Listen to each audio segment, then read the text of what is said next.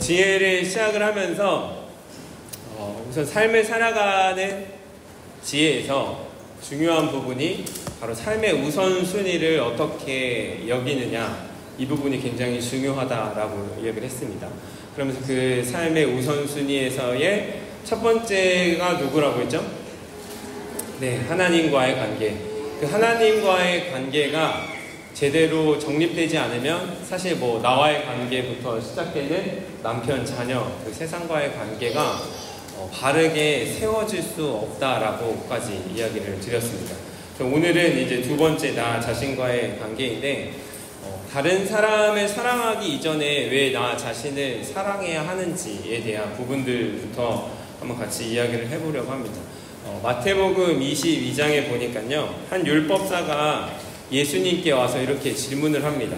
어느 계명이 크니까? 라고 하자 예수님께서 뭐라고 대답할까요? 37절 한번 읽어볼까요? 시작.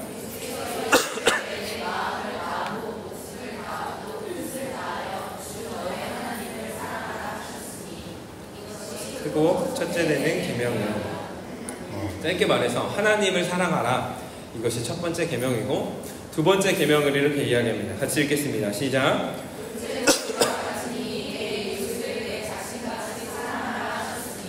이 두 계명이 온 율법과 선지자의 강령이니라. 아멘. 두 번째로 이야기한 것은 이웃사랑입니다. 그래서 하나님 사랑과 이웃사랑을 이야기를 할 때에 그 이웃사랑의 전제가 좀 있습니다. 그 전제가 뭘까요? 그 기준이 뭘까요? 맞습니다. 네. 오늘 이렇게 열심히 대답해 주셔서 제가 이따 선물을 한 거 드리도록 하겠습니다. 맞습니다. 내 자신같이 사랑하라 라고 이야기를 하고 있습니다. 그래서 사실 예수님도 말씀하시기를 다른 사람을 사랑하기 위해서는 내 자신을 내가 얼마나 사랑하는지가 아주 중요하다라는 것을 이야기해 주고 있다라는 거죠. 그냥 단순히 이웃사랑이라고 해서 나 자신은 그냥 뒤로 한 채 다른 사람을 돕고 섬기는 일만 해라 라고 이야기하고 있지 않다라는 겁니다. 그래서 나 자신과의 관계가 굉장히 중요하다라는 것을 우리가 살펴볼 수 있는데요. 여러분들은 나 자신과의 관계를 어떻게 맺고 계십니까? 나 자신을 어떻게 인식하고 생각하고 여기며 살아가고 계십니까? 속으로 한번 대답해 보십시오. 마음 같아서는 다 한번 나눠보고 싶지만 생각해 보셨나요? 어떤 사람들은 자신을 굉장히 과도하게 사랑하기도 합니다. 그래서 모든 삶의 중심이 나로 맞춰진 사람들이 있기도 하고요. 또 어떤 사람은 반대급부에서 자신을 미워하고 또 부정하는 사람들이 있기도 합니다. 그래서 그 시간들을 통해서 자해를 하기도 하고 혹은 자기 연민에 빠진 삶을 살아가기도 한다라는 거죠. 이처럼 나 자신을 건강한 방식으로 또 하나님이 원하시는 방법으로 사랑하지 않으면 다른 모든 관계가 다 무너질 수밖에 없다라는 것입니다. 왜냐하면 나 자신을 어떻게 사랑해야 하는지에 대한 것들을 잘 모르기 때문에 다른 사람에게 다가가서도 내 방식이 굉장히 맞는 것처럼 다른 사람들에게 그 사랑을 하게 된다라는 거죠. 근데 그 사람은 사실 그 사랑의 방식이 아닐 수도 있는데 우리는 그 사랑의 방법을 잘 모르는 경우가 있습니다. 그래서 내가 이렇게까지 해줬는데, 내가 이렇게까지 섬겼는데, 내가 이렇게까지 너한테 해줬는데 너는 왜 나한테 이렇게 해? 라고 이야기를 하는 경우가 굉장히 많다라는 거죠. 그래서 굉장히 중요한 부분이 뭐냐면 나 자신을 어떻게 하면 사랑할 수 있을까에 대한 부분들을 정확하고 명확하게, 그리고 우리가 이제 첫 번째 주에 함께 살펴봤던 것처럼 성경적인 관점으로 우리가 바라보는 것이 굉장히 중요합니다. 모든 상황들 속에서, 모든 인종에서, 그리고 남녀노소를 불문하고 하나의 기준으로 세울 수 있는 것을 진리라고 했잖아요. 그 진리가 바로 성경이기 때문에 나를 사랑하는 과정들 속에서도 가장 중요한 오늘의 핵심은 이 부분입니다. 오늘의 핵심은 나를 사랑하는 방법을 배워가는 건데 그 방법이 성경 안에서의 관점으로 우리가 배워가는 겁니다. 왜냐하면 세상에서 나를 사랑해라 라고 이야기를 할 때는 어떤 이야기들을 많이 해주죠? 어떤 권면을 많이 하시나요?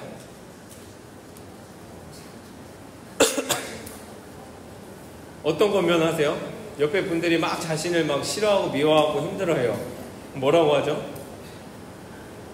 뭐 여행 가봐 이런 얘기 많이 하잖아요. 이제 너 자신을 좀 챙겨, 너를 위한 시간을 좀 보내, 그러면서 너 홀로 한번 여행도 떠나가봐.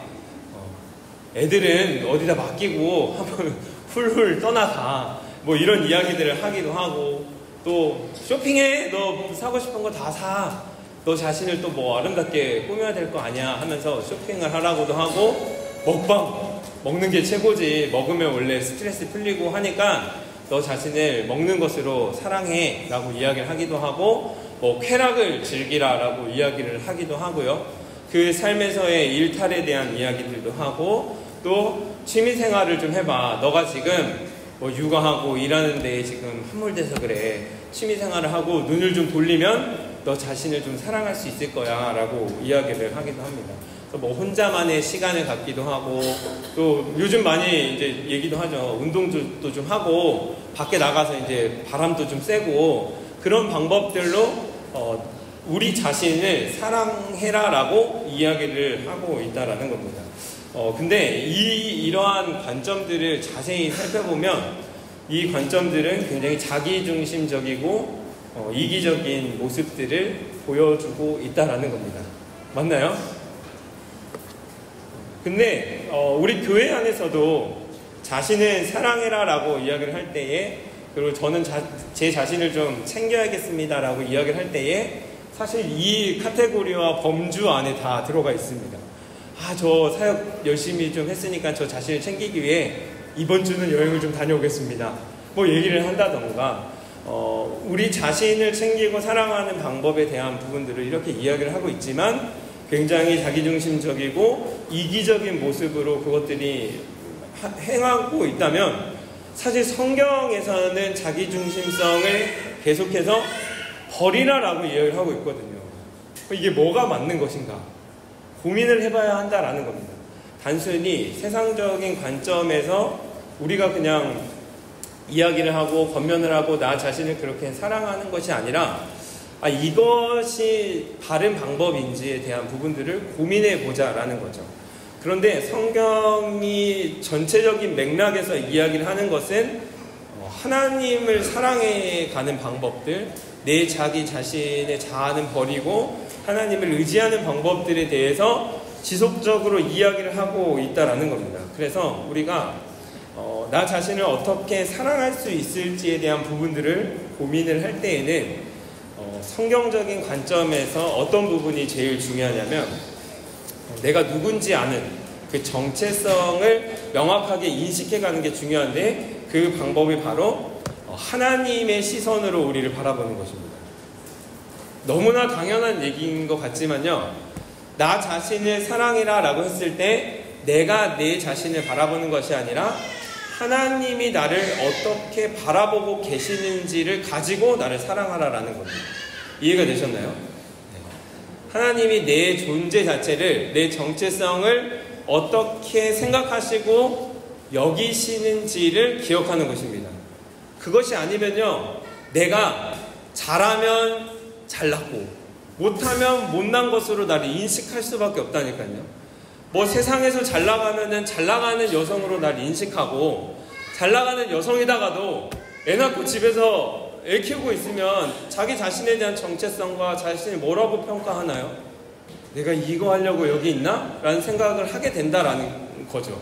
그래서 결국에는 내 주변에 있는 상황들, 그리고 세상에 있는 시선들, 그리고 내가 내 자신을 생각하는 것들로 나를 바라보고 나를 사랑하게 되면요, 삶의 이런 굴곡들 안에서 잘 될 때는 올라가고 못 될 때는 내려가고 계속 이 파도 타기를 해나갈 수밖에 없다라는 겁니다.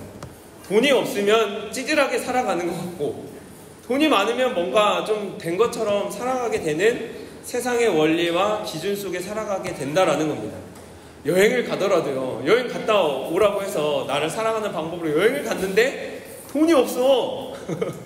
나는 고작 제주도 갔는데 옆에 보니까 저 여자는 애들 다 떼놓고 해외를 갔다더라. 또 이거 막 비교하고 있고 그 안에서 좌절감을 느끼고 살아갈 수밖에 없다라는 겁니다. 그렇기 때문에 세상에서 말하는 내가 누구인지에 대한 정체성, 그리고 내가 내 자신을 인식하는 그 정체성에서 벗어나서, 그렇다면 하나님이 나를 어떻게 생각하고 인식하는지가 굉장히 중요하다라는 겁니다. 이것만 알아가면 오늘은 끝납니다. 그리고 이 관점으로 나를 사랑하고 이 관점으로 다른 이들을 바라보고 대하는 것들이 바로 세 번째, 네 번째, 다섯 번째 이렇게 쭉 이어지게 된다라는 것이죠. 그래서 이것들을 쉽지 않기 때문에 우리가 필요한 것은 훈련을 해나가야 됩니다. 왜냐하면 세상의 관점으로 우리는 계속해서 물들어 있고 그 이야기들을 많이 접해 있기 때문에 그 물 빼는 작업들이 쉽지만은 않아요. 어떠한 상황과 환경들이 딱 이렇게 부어지잖아요. 내가 어떠한 행동들을 해나가는 과정들은 결국에는 내 자신을 내가 어떻게 해석하는지에 따라서 그 행동들을 하게 된다라는 겁니다. 우리가 아이들과 남편들에게 내뱉는 말들과 행동들을 고스란히 이렇게 비춰보면요, 한번 고민을 해보면 나의 어떠한 부분들, 내 정체성에 대해서 내가 억울하게 느끼고 있거나 잘못 인식했을 때에 그것에 이 사람이 하는 말에 내가 잘못 반응할 수 있게 된다라는 거죠. 한마디로 자존심을 긁는다라는 표현하죠. 요즘 극 많이 하죠. 나는 이 정도인 것 같은데 내 자신을 그렇게 인식해주지 못하거나 대해주지 않았을 때에 우리는 긁히잖아요. 긁히잖아요. 긁혔을 때 우리의 말과 행동들이 좋지 않게 나가게 된다라는 겁니다. 그런데 하나님이 나를 어떻게 인식하는지, 내 삶을 하나님께 온전히 맡긴 사람은요, 긁히지 않아요. 그 이유는 무엇이냐면 내가 내 자신을 생각하는 것보다 하나님이 나를 생각하는 것이 더 크고 더 영광스럽기 때문입니다. 그래서 어떤 사람의 말과 행동들에 나를 대하는 것에도 우리는 유연하게 넉넉하게 반응해 나갈 수 있게 된다라는 겁니다. 그런 삶을 원하시나요?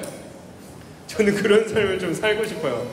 이 한마디 한마디에 막 스트레스 받고 거기에 의미 부여하고 그 의미 부여한 거로 잘못된 행동하고, 잘못된 행동하면 관계 틀어지고 그거 메꾸려고 또 노력하고 거기에 시간과 에너지 다 쓰고 그러다 보니 주변 사람 돌보지도 못하고, 그러니 신앙이고 뭐고 그냥 다 뭐야 이게 뭐야 하면서 그냥 다 때려치고, 이게 계속 반복이라니까요. 이게 그냥 이 쳇바퀴 돌듯이 또 좋아졌다가 또 경제적인 형편 좀 나아지면 좀 괜찮아지고, 또 집 되면 또 기뻤다가 그럼 그 집은 또 어떻게 갔냐 이 굴레 안에 그냥 계속 돌아가다 보면은 옆에 사람은 잘 사는 것 같고 이거만 우리 인생이 그렇게 소비가 될 수밖에 없다라는 것들을 기억을 하면서, 이 지혜는 정말 저는 좋은 것 같아요.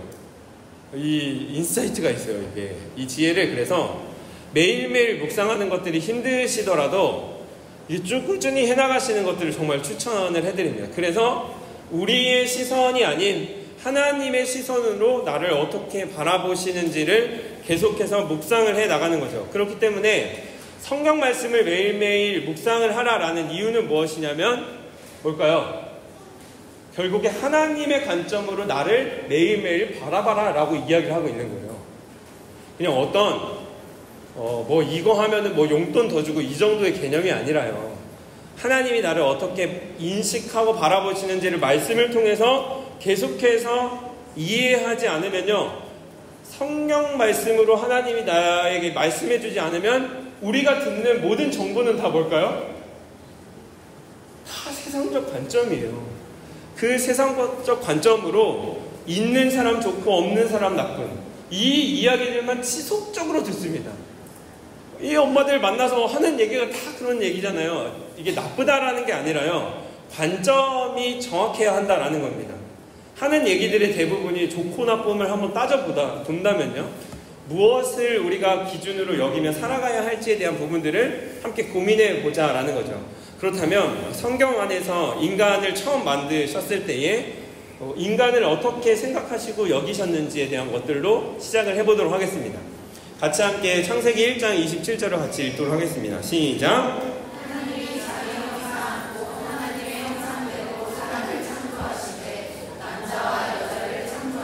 네, 남자와 여자를 명확히 창조하셨다라고 이야기를 하고 계시는데, 그 창조하셨을 때에 인간만이 가지고 있는 독특한 방식은 하나님의 형상에 따라 창조하셨다라고 이야기를 하고 있어요. 세상 모든 피조물은 그냥 빛이 있으라, 공창이 있으라 이렇게 말씀으로 창조하셨다면, 하나님의 사람은요, 하나님의 형상대로 창조하셨다라고, 그리고 하나님의 호흡을 불러 넣어주셨다라고 이야기를 하고 있습니다. 이처럼요, 우리 모두는, 각각의 모든 사람들은 하나님의 형상으로 창조된 사람이다라는 그 인식을 먼저 가질 수 있어야 한다라는 것입니다. 우리가 잘하고 못하고가 아니라요, 능력이 많고 적음이 아니라, 소유가 있고 없고의 따름이 아니라, 성격이 좋고 나쁘고가 아니라, 그냥 모든 사람들은 기본적인 전제는 하나님의 형상으로 창조하였다라는 기본적인 그 전제를 가지고 있어야 한다라는 겁니다.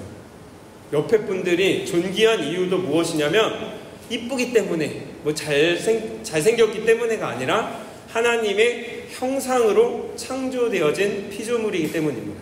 옆에 분들과 함께 인사하도록 하겠습니다. 당신은 하나님의 형상입니다. 함께 좀 고백해 주셨으면 좋겠고, 우리 아이들에게도 오늘 가셔서 너는 하나님이 너무 특별하게 창조하신 하나님의 형상이야, 하나님의 형상대로 창조하신 너무나도 아름다운 우리 아들이야, 우리 딸이야 라고 이야기를 해줄 수 있었으면 좋겠습니다. 왜냐면 그것들을 지으시고 하나님이 뭐라고까지 표현을 하셨냐면, 보시기에 심히 좋았더라 라고 이야기를 하고 있어요.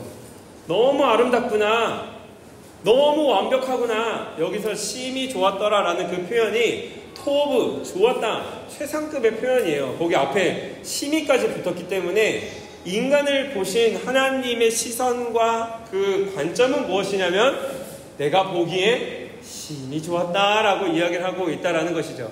이번엔 나에게 한번 얘기해 볼까요? 나는 하나님이 심히 보시기에 좋은 사람이야. 네, 이게 어떻게 보면요, 내가 나를 어떻게 인식하는지가 굉장히 중요합니다. 왜냐하면 이 세계관 싸움이거든요. 결국에는 세상을 살아가는 모든 행동들은 이 마음에서 나오게 됩니다. 마음의 생각과 마음의 그 원함이 결국에 우리의 행동을 만들어가는 그 길과 루트가 되기 때문에, 이 마음을 잘 지키고 이 생각을 지켜나가는 것이 굉장히 중요한데, 그 생각에 성경적인 관점으로 우리가 계속 무장을 해 나가는 게 굉장히 중요하다라는 것입니다. 그래서 우리는 하나님이 그분의 형상대로 창조하신 존재이다, 이 하나님의 형상이다라는 말 안에는 어떤 의미가 담겨져 있냐면요, 동상과 동일한 단어였어요. 동상. 예를 들어 나폴레옹이 이 유럽 전역을 막 지배하고 다녔을 때 있잖아요. 그때에 이 도시를 점령을 하고 다른 도시로 가면 이 도시에 나폴레옹이 없잖아요. 그러면 뭘 했냐면 동상을 세웠습니다. 사람들이 가장 보기 좋은 그 광장 중앙에다가 나폴레옹 동상을 딱 세워서, 이 지역은 나폴레옹이 다스리고 있는 지역입니다 라는 것들을 보여주었던 거죠. 그래서 점령을 하는 곳마다 가가지고 동상들을 세우는 일들을 합니다. 하나님의 형상은 이런 겁니다. 하나님이 눈에 보이지 않고 모든 곳에 다 계시지만 사람들이 인식하지 못하기 때문에 하나님의 형상을 닮은 여러분들을 각각의 삶과 그 장소로 이렇게 세워가시고 보내셨다라고 인식하시면 되겠습니다.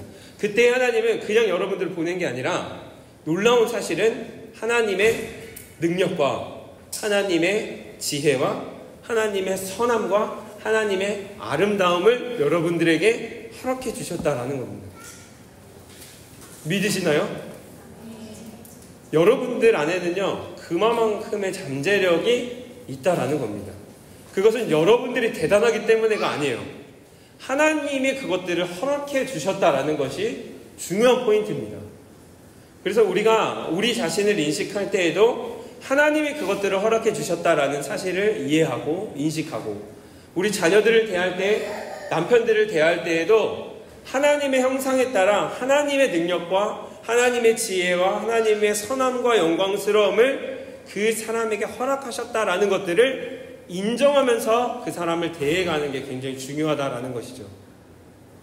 그런데 문제가 생깁니다. 문제가 있어요. 바로 2장만 뒤로 넘겨도 성경 창세기 3장 6절에 이런 말씀이 있습니다. 같이 함께 읽어보도록 하겠습니다. 시작.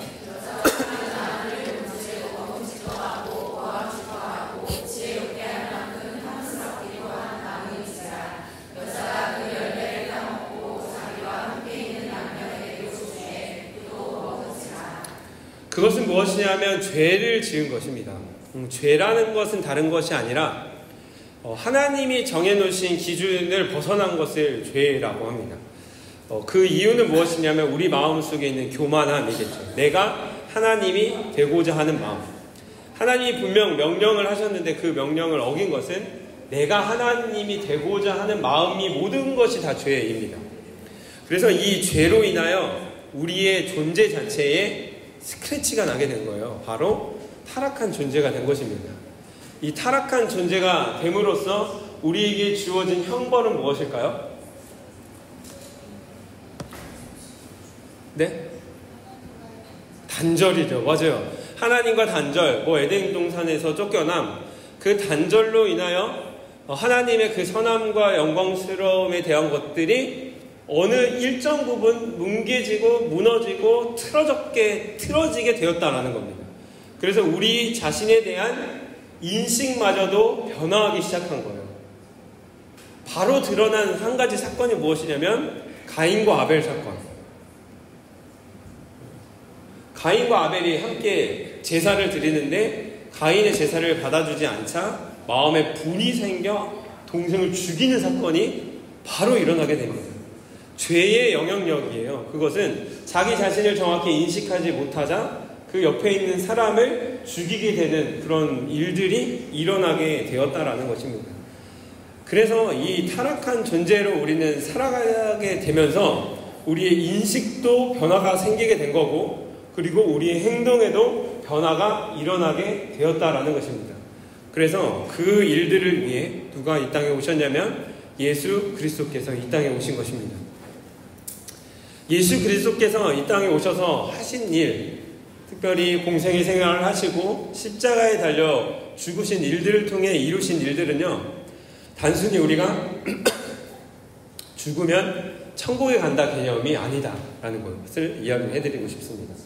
그래서 굉장히 1차원적인 신앙이에요. 그냥 또 우리 얘기하잖아요. 그냥 죽기 전에 저 예수님 믿겠습니다 하고 죽으면 되는 거 아니야? 굳이 막 주일날까지 매주 교회 가고 교회에서만 한다 그러면 거기 가고 거기다 돈 갖다 바치고 세상적 관점으로 보면요, 뭐 하는 거야? 애들이 막 이렇게 끌고 가가지고 애들도 고생시키고 이런 이야기들을 하잖아요. 그냥 죽기 전에만 그냥 그렇게 하면 되는 거 아니야? 라고 이야기를 합니다. 여러분들은 뭐라고 얘기를 하시나요? 아니야, 그런 게 있어. 그런 게 있어가 바로 이 부분이거든요. 바로 우리의 무너지고 뒤틀렸던 하나님의 형상을 회복시켜 주는 역할을 바로 예수 그리스도의 십자가에서 감당하심으로, 그러니까 죄가 해결됐다라는 것, 하나님과의 단절에서 말씀하셨는 단절에서 하나님께 나아갈 수 있는 길이 열렸다라는 것이 결국에는 하나님의 형상을 회복하는 길입니다. 이유는 무엇이냐면 잘 보세요. 단절되어 있기 때문에 내가 내 자신을 인식할 때 할 수 있는 방법은 주변에 있는 상황들, 그리고 내가 내 자신을 바라보는 것이 끝이었습니다. 맞나요? 아니면 다른 사람의 이야기나 시선, 그게 끝이었어요. 그런데 하나님과 단절해서 그 길이 열린 거죠. 십자가로 인해 그 길이 열려 하나님께 나아갈 수 있게 됨을 통하여 우리는 하나님이 나한테 이렇게 얘기해 주시는 거죠. 아니야, 너가 가지고 있는 소유 때문에 널 사랑하는 게 아니야.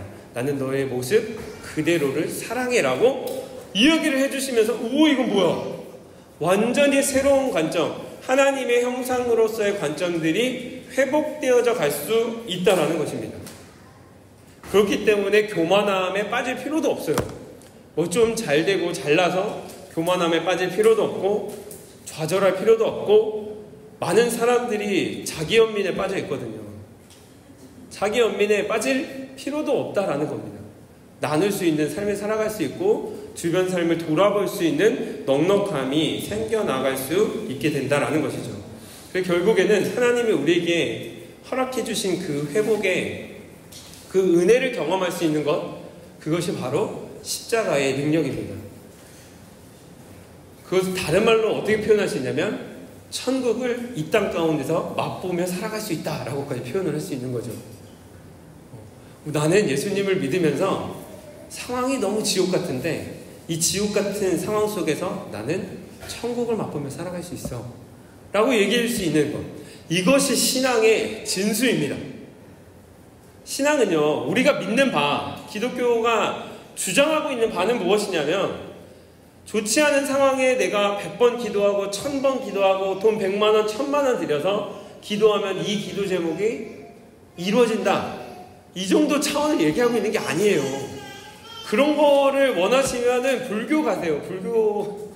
불교가 그런 거 하는 거예요. 왜냐면 내가 얼마만큼의 무언가를 투자를 하고 노력을 하는지에 따라서 그것들이 주어지는 것을 종교라고 하는 거거든요. 그런데 우리가 믿는 바는 그런 것이 아닙니다. 상황이 좋지 않더라도 천국을 맛보는 것, 그것을 세상 사람들이 봤을 때 세상이 감당치 못할 사람이다라고 이야기를 하는 거예요. 제 삶은 왜 저래? 내가 저 삶이면 나는 그냥 죽었어. 지옥 같은 삶 나는 안 살아 라고 얘기를 하는데, 싱글벙글하면서 사는 거예요. 기쁨과 감사가 넘치는 거예요. 그 삶을 들여다보니 뭘까? 그 답은 여기에 있다라는 거예요. 하나님이 예수 그리스도, 그의 아들이신 예수 그리스도를 이 땅 가운데 보내주셔서 십자가의 죽으심으로 말미암아 우리의 모든 죄가 사해지니 내 자신에 대한 생각의 변화가 생기니 모든 것들이 감사와 기쁨으로 살아갈 수 있게 된다라는 것이죠.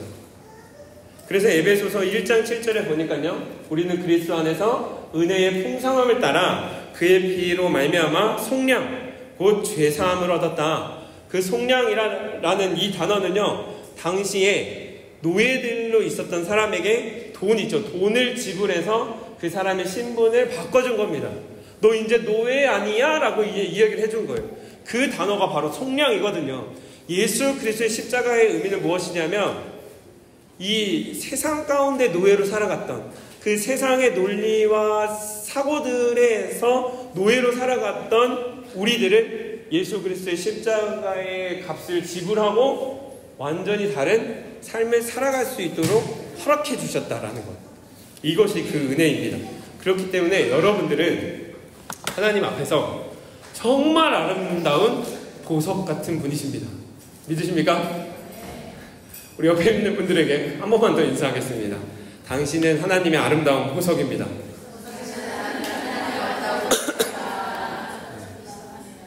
믿기지 않으시나요? 최상급 보석들이세요. 저도요. 그리고 내가 정말 저 사람은 최악이다 생각하는 그 사람도요, 동일하게 하나님의 아름다운 보석이다라는 것들을 인식해야 한다라는 겁니다. 그래서 중요한 건 내가 어떠한 존재인지, 하나님이 나를 어떻게 인식하는지를 알면 다른 사람들을 바라보는 관점이 바뀔 수 있다라는 게 결국 이 이야기들을 하고 있는 거거든요. 그래서 그 세리로즈 세퍼트라는 사람이 따라 너는 나의 보석이란다, 이런 묵상집을 또 만들기도 했습니다. 좋은 책 같아요. 이유는 무엇이냐면 이 책이 묵상집 같은 거예요. 그냥 하루하루 묵상하고 그 묵상과 관련된 말씀이 오른편에 적혀 있는데, 내가 하나님 관점에서 어떠한 존재인지를 매일매일 들을 수 있는 아주 저는 좋은 책이라고 생각을 합니다.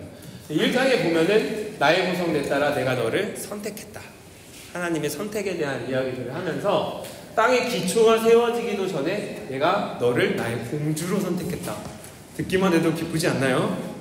공주님 하면 또 애기들한테 하는 것 같지만 공주로 선택했다 하면서 너는 스스로 공주라고 느끼지 못해도 너는 왕족이야. 우리 모두가 왕족이다 라는 사실, 놀라운 계획을 가지고 계시고 어떻게 해야 할지 모를 때에 말씀하고 계시죠. 매일매일 너한테 가르쳐 줄 수 있게 해다오. 하나님 앞에 나아가는 것이 이겁니다. 그러니까 매일매일 아침에 말씀을 묵상을 하는 것, 그것은 어떤 너 성경 몇 장 읽었어? 성경 몇 독했어? 이걸 얘기를 하는 게 아니에요. 그냥 내가 공주인데 공주답게 살아가는 방법을 매일매일 알려주고 싶으시대요. 왕께서. 그래서 그 왕께 나아가는 행동이 바로 성경을 읽고 묵상하는 행위입니다. 왜냐면 하나님은 말씀을 통해서 우리에게 이야기를 해주고 계시다라는 거죠. 그래서 먼저 내가 누구인지를 알아보려구나. 그래서 내가 누구죠? 하나님, 나는 왕 중의 왕. 지난주에 했던 거죠. 다 나와요. 주 중의 주. 너의 영혼을 사랑하는 자. 피난처 되시는 분. 그런 분이 바로 나다라고 이야기를 하고 이야기들을 쭉 하고 있습니다. 기억해라. 내가 너희를 택했듯이 나를 대변하는 자로 살아갈 것인지에 대한 선택권을 너에게 주었다. 하나님의 형상대로 너네 살아갈 거야. 그 선택권을 억지로 하지 않으십니다. 하나님이 그 선택권을 우리에게 주셨고 그것들을 인정하고 이해하는 사람들에게 그런 삶을 살아갈 수 있도록 도와주시겠다라고 이야기합니다. 내가 너를 사랑한다라고 이야기를 하고 있는 것입니다. 이러한 내용들이 그냥 쭉 나와요. 그래서 제가 이 책을 아까 말씀드렸죠. 선물로 드리도록 하겠습니다.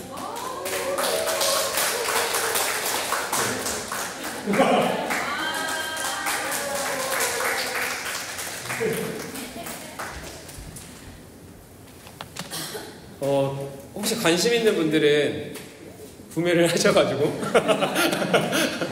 한번 이렇게 시간 날 때마다 그냥 이렇게 하나씩 읽으면 되게 막 무거운 책이 아니에요. 편하게 이렇게 쭉 읽는데 내 자신이 그런 존재구나 라는 것들을 좀 인식하고 이해할 수 있는 아주 좋은 책인 것 같습니다.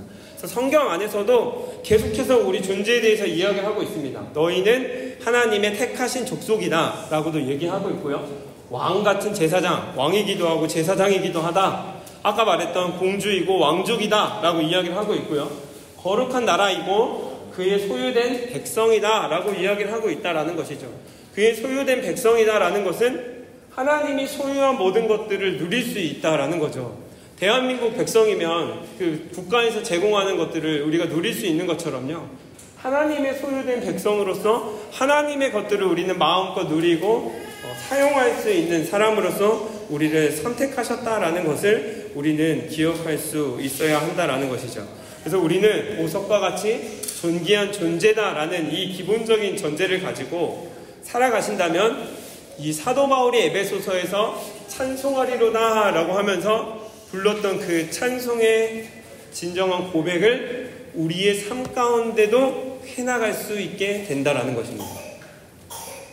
찬송은요, 잘 될 때만 부를 수 있는 게 아니다라는 거예요. 이게 계속 반복입니다. 이거는 저는 이 지혜 파트를 이제 이게 수료하신 분들은 그냥 내 속에 그냥 박아 놓으셨으면 좋겠어요. 우리의 삶은 상황에 의해 좌지우지 되는 것이 아니다. 하나님이 어떠한 분이신지를 인식하고 내가 어떠한 존재인지를 이해하면 우리는 어떠한 상황과 환경 속에서도 하나님을 찬양할 수 있다. 에베소서는 바울이 어디서 썼을까요? 감옥에서 썼습니다. 옥중서신이라고 표현을 하거든요. 감옥에서 찬송하리로다 하실 수 있을 것 같아요? 저는 좀 힘들고 근데 우리의 상황에 의해서가 아니라 사도 바울이 그분을 찬양했던 이유는 그리스도 안에 있는 모든 신령한 복을 우리에게 주셨다라고 이야기를 하고 있거든요. 그 신령한 복이 무엇이냐? 우리를 창세전부터 우리를 택하셨고 그분 앞에 거룩하고 흠없게 세우셨다. 이거예요. 우리의 존재에 대한 이야기들을 하는 겁니다. 상황에 대한 이야기가 아니라 존재에 대한 이야기를 하면서 그 가장 신령한 복은 무엇이다? 창세전에 우리를 택하셨다라는 것들을 인식하는 것.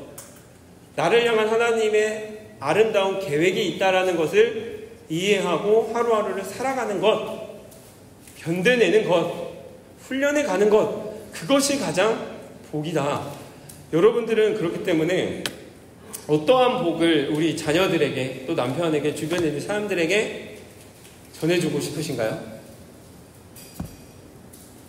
성경적 표현으로 빌자면 이 모든 신령한 복은 재물은 아닙니다. 어떤 구조나 환경, 관계도 아닙니다. 텍스트의 표현으로 보자면, 우리가 진리로 믿는 이 표현으로 보자면 창세전에 우리를 택하셨다라는 것들을 인식하는 아이들로 세워가는 거죠. 하나님이, 너를 향한 하나님의 계획이 있다라는 것들을 이해하고 하루하루를 살아갈 수 있는 자녀들이 될 수 있는 것. 하나님이 거룩하고 흠없게 하나님이 세우신다라는 것들을 인정하며 그의 말씀에 순종하는 삶을 살아가게 하는 것, 그것이 가장 복된 일이다라고 이야기를 할 수 있다라는 것이죠.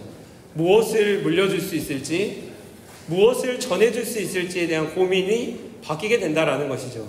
우리가 세상 속에 나아가 만나는 모든 관계에서 어떤 최고의 정보를 전해줄 것인가, 그런 사람들 있잖아요. 만나면, 이 사람 만나면 좋은 정보가 다 있어.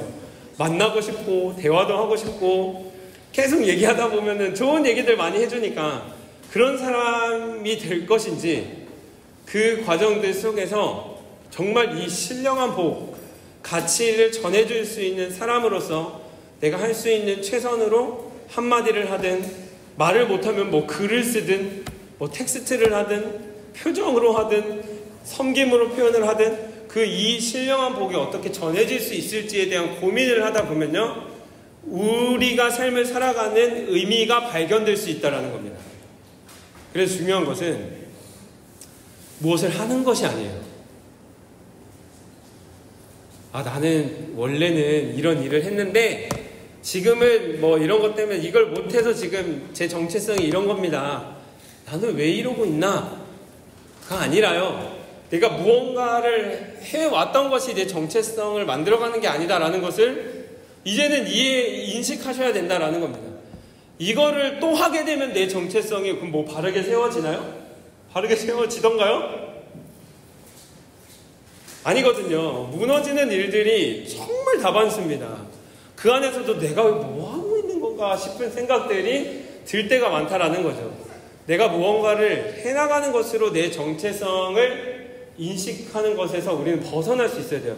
교회 안에서도 똑같습니다. 교회 안에서도 봉사를 많이 함으로써, 내가 무언가를 이렇게 헌신함으로써 내 정체성을 증명해 나가려는 생각을 버리셔야 돼요.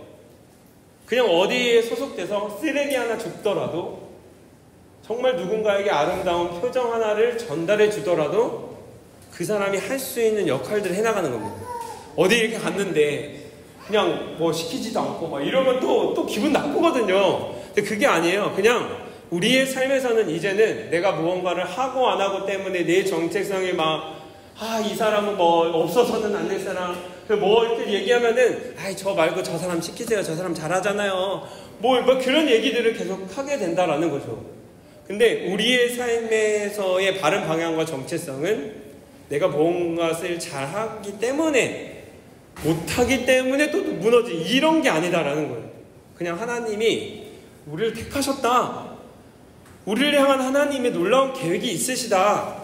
나를 그곳에 부르셨다면 하나님이 분명히 무언가를 하실 것들이 있다. 그럼 내가 할 수 있는 게 뭘까를 고민하면서 그 반응으로서 내가 무언가를 하는 거지, 내가 이거 잘하니까 막 가서 뭐 하고 막 해가지고 막 좀만 그거 안 해줘도 왜 나 안 알아줘? 왜 교회는 이런 거 지원도 안 해줘? 이 불평불만이 막 나올 수밖에 없는 구조가 될 수밖에 없다는 거예요. 교회 안에서도 똑같고요, 세상 나가서도 똑같습니다. 이 원래 똑같아요. 관계 안에서 똑같습니다. 왜 이 사람은 내가 이렇게까지 듣는데 나한테 이런 식으로 이따위로 날 배우해? 라는 것들을 이제 왜냐? 내가 지금 애 생일 선물을 이거 줬는데 왜 이게 뭐야? 이런 얘기들을 행할 수밖에 없다라는 겁니다.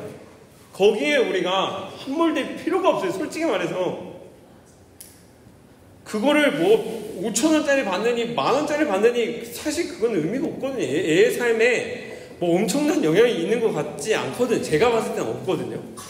뭐 기회를 뭐 이번에 줬고 안 줬고, 줘도 좋고 안 줘도 좋은 거예요. 왜냐면 하나님은 창세전에 그 아이를 선택하시고 우리를 선택하신 그 상황들이 있기 때문에, 분명하신 계획이 있기 때문에, 선택이 되면 뭐 그 안에서 좋은 것들을 또 얻는 거고, 안 되면 안 된 곳에서 할 수 있는 것들을 찾아내는 게 의미 있는 거지. 선택이 됐으니 막 뭐 우리 아들 막 딸들이 막 뭔가 된 것 같고, 막 안 되면 막 그냥 루저처럼 그냥 방 안에 처박혀서 그냥 살아가게 되는 것 같고, 이거의 선택권들이 우리가 내 자신을 어떻게 인식하는지에 따라 달라지게 된다는 거예요. 내가 어렸을 때 살아보니 이런 것들을 많이 누리고, 또 선택을 해야 하고, 또 이럴 때는 그냥 끄집어 내려가지고 내가 그 길을 가야 좋은 길을 가더라. 야, 그 옆에 봐봐, 그 쟤네 봐봐, 쟤네 가정 봐봐, 그렇게 하니까 잘 되잖아 라는 얘기들로 점철될 수밖에 없습니다. 그러면 우리의 삶이요, 너무 강팍해져요. 이게 너무 힘들어요. 저는 그런 삶을 살고 싶진 않거든요. 하나님이 말한 우리의 삶 가운데 신령한 복은 그런 거는 아니거든요. 이기적인 마음들, 생각들, 자기중심성을 강화시키는 것이 아니라, 하나님 앞에 내 존재가 무엇이고 이 어떤 삶을 살아가야 되는지에 대한 고민들을 하면요, 그 기쁘신 뜻대로 우리를 예정하여 우리를 그의 아들을 만들어 주시고, 또 그 안에서 성령으로 인치심도 도장까지 땅땅땅 찍어 주시고, 변하지 않아요. 예수 그리스도를 믿는 모든 사람들은요, 절대 탈락은 없습니다. 하나님이 정말 그의 선하심과 아름다우심으로 어떻게든 다 끌고 가실 것을 우리는 확신하는 믿음 가운데 살아갈 수 있게 된다라는 겁니다. 그의 부르심의 소망이 무엇이고, 그 영광의, 그 기업의 영광의 풍성함이 무엇인지를 누리면서 살아갈 수 있는 삶, 이것이 바로 지혜이고 성경에서 말하는 내 가치관입니다. 내가 나를 인식할 때에 나를 그렇게 인식하며 살아가야 한다라는 것이죠. 그래서 이 보석과 같이 존귀한 존재다라는 사실을 기억하며 살아감에도 불구하고, 한 가지의 그 긴장감이 있습니다. 그 긴장감은 무엇이냐면, 예수님이 십자가에 달려 죽으심으로 말미암아, 지난 텀에 있는 분들은 제가 말씀드렸어요. 우리는 이미 구원받은 사람이에요. 믿으십니까? 이미 주님의 온전하심을 누릴 수 있지만, 예수님이 부활하시면서 뭐라고 얘기를 하셨냐면, 내가 다시 올 것이다. 지금 다시 오셨어요? 안 오셨어요?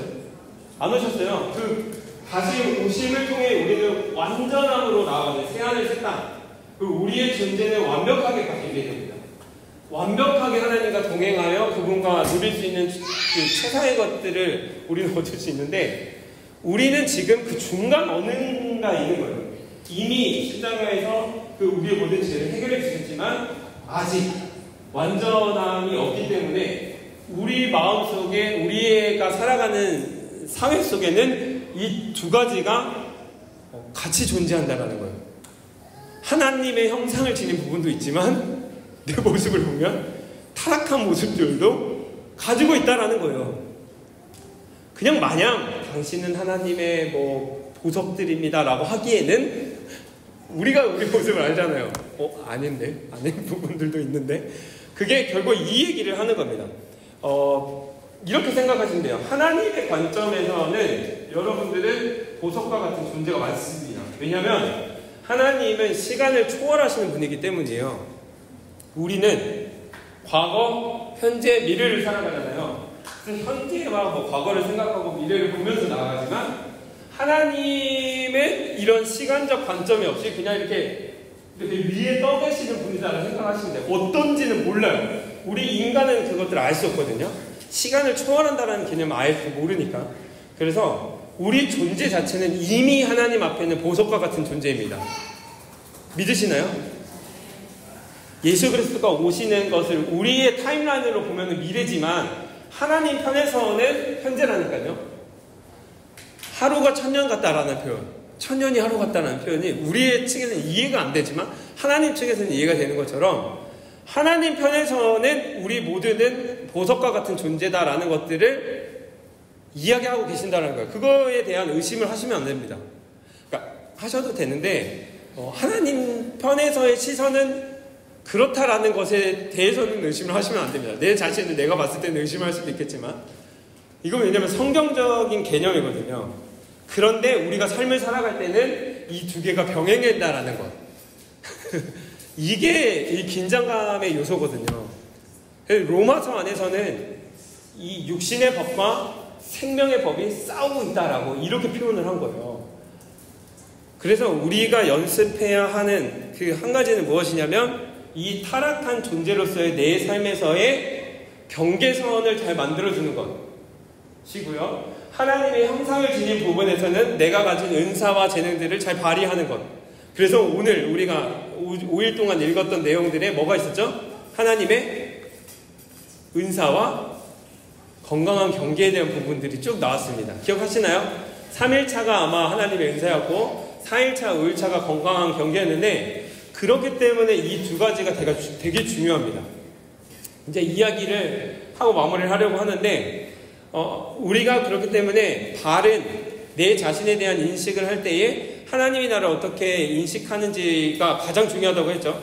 그 생각을 가지고 내 모습을 보면 하나님이 우리에게 분명히 허락하신 은사가 있다라는 겁니다.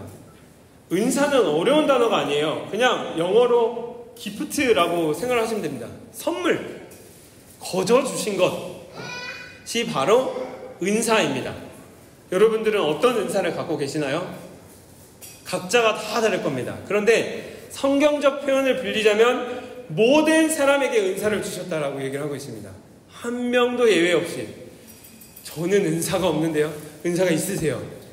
그 은사를 발견해 나가는 게 되게 핵심입니다. 그래서 우리의 삶을 아름답게 살아가기 위한 또 영광스럽게 살아가기 위해서는 은사를 발견해 나가는 것. 두 번째는 은사는 선천적인 것도 있지만 후천적인 것도 있습니다.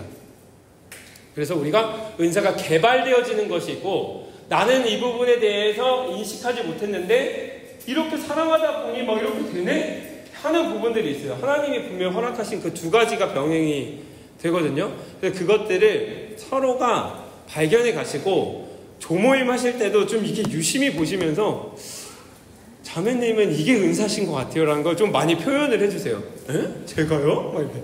그걸 또 막 너무 거부하지 마시고 그럼 제가 이 부분을 한번 고민을 해보겠습니다. 이 한국 사회는요 꼭 잘한다 그러면 안 해요, 못해요, 저 못 써요 막 이렇게 하잖아요. 그게 아니라 누군가 봤을 때 그런 부분들이 있다면 진짠가 하면서 그분들 고민을 해보면서 하나님이 저는 분명히 허락하신 지금의 상황들 있잖아요. 어떤 분들은 이제 뭐 육아를 하시고 어떤 분들은 그냥 뭐 아이들 진짜 픽업도 하시고 그러니까 뭐 안 하시는 분들도 계시겠지만 이게 직업을 갖는 게 될 수가 아니라니까요. 이 직업을 가지면 뭐가 그게 아니에요. 그 논리가 전혀 아니니까 하나님이 주시는 은사 안에서 내가 지금 주변에 있는 사람들과 할 수 있는 것들을 하나씩 하나씩 해나가는 게 되게 중요합니다. 그게 결국에는 진짜 거창한 말로 소명, 사명, 이게 그거예요. 소명, 사명은 목사님들만 받는 게 아닙니다. 모든 예수 그리스도를 믿는 사람들의 삶 속에는 소명이 있습니다. 진짜 말 그대로 어린이집 선생님에게 복음을 전하거나 따뜻한 마음을 전하는 게 지금의 상황에서는 소명일 수도 있어요.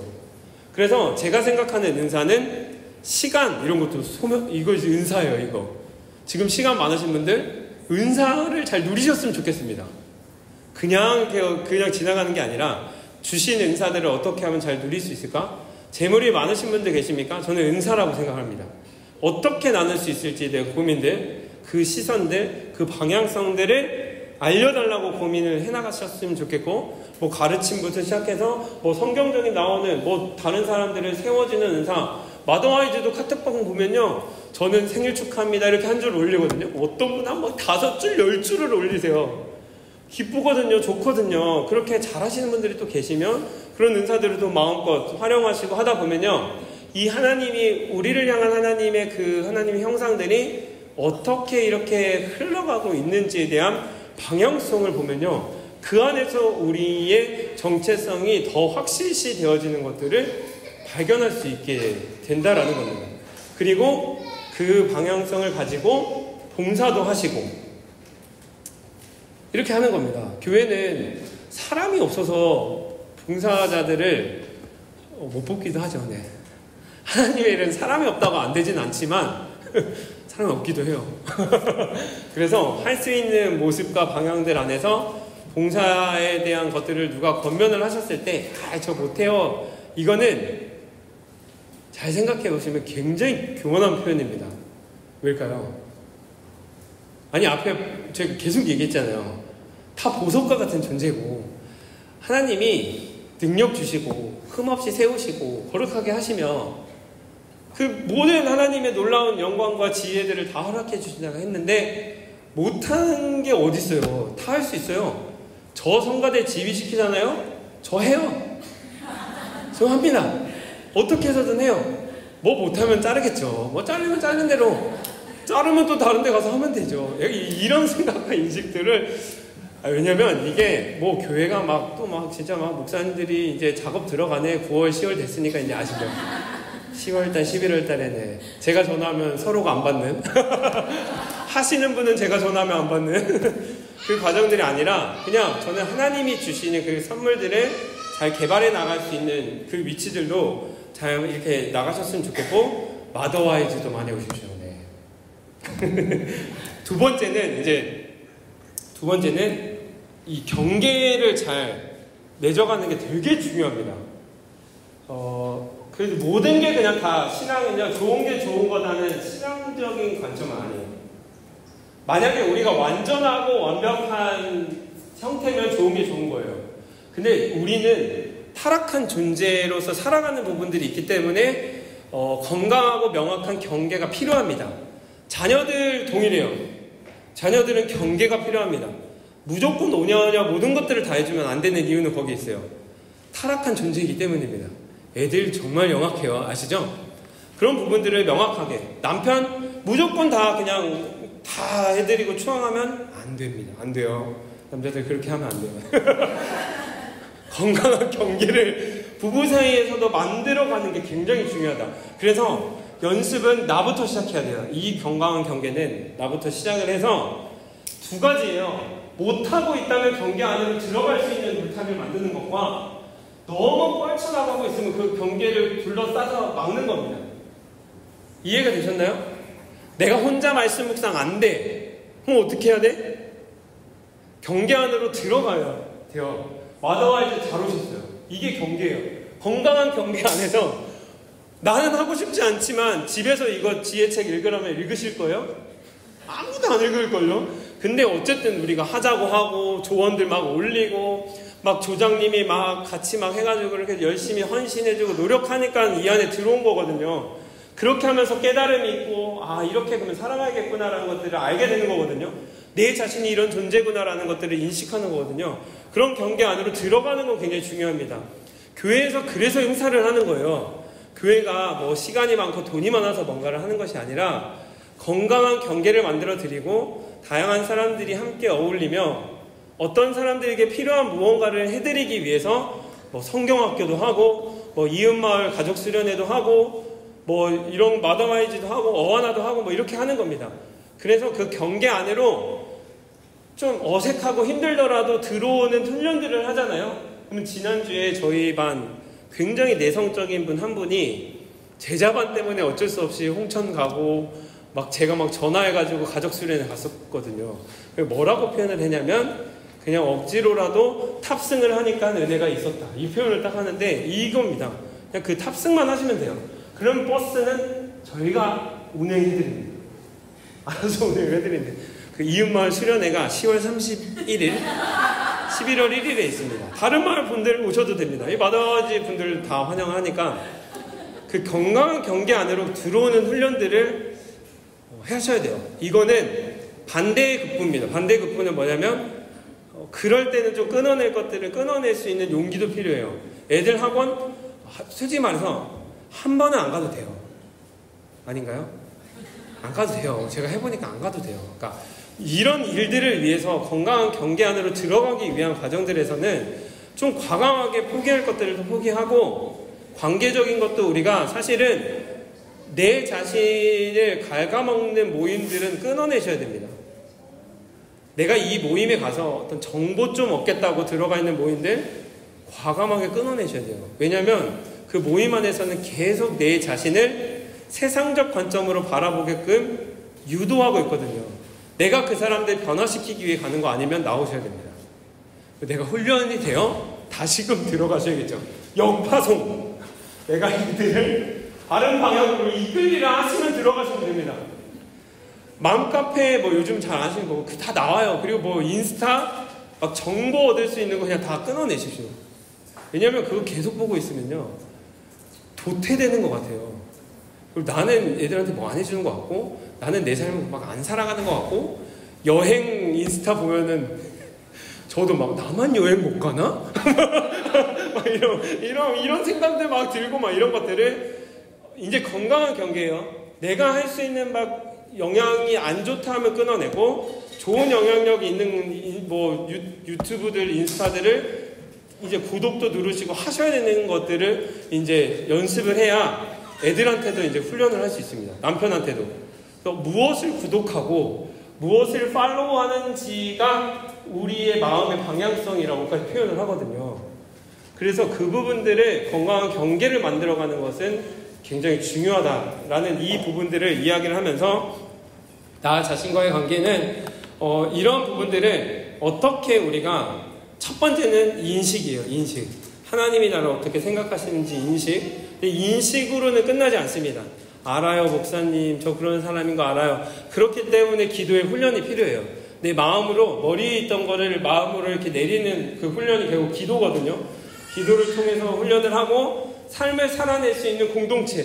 이 세 가지입니다. 결국에 신앙은 딱 이 세 가지예요.